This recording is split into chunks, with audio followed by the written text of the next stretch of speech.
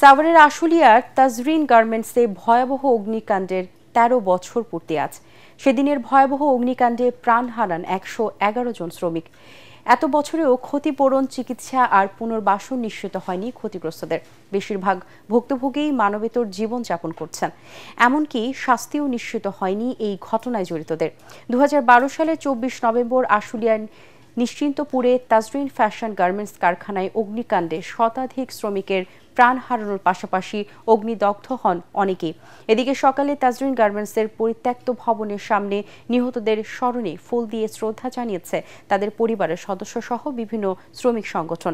এরপর স্মরণসভা ও দোয়া মাহফিলে অংশ নেন আহত শ্রমিক সহ বিভিন্ন সংগঠনের নেতারা। এ সময় বক্তারা দ্রুত শ্রমিকদের পুনর্বাসন সহ দোষী গার্মেন্টস মালিক দেলোয়ারের শাস্তির দাবি জানান। ১৩টা বছর ধরে আমরা পোলাপানি অনেক কষ্টে আছি।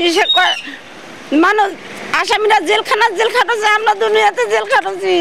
এই কষ্ট করার মতো আর কেউ নাই।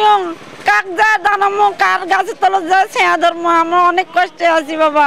আমরা সরকারের কাছে দাবি জানাই অবিলম্বে শ্রমিকদের ক্ষতিপূরণ, পুনর্বাসন, সুচিকিৎসা নিশ্চিত করা এবং এই তাজরিন ঘটনার এই জন্য যারা দায়ী ব্যক্তি, মালিক সহ যারা দায়ী ব্যক্তি, তাদের সকলকে বিচারের আওতায় এনে শাস্তি নিশ্চিত করা।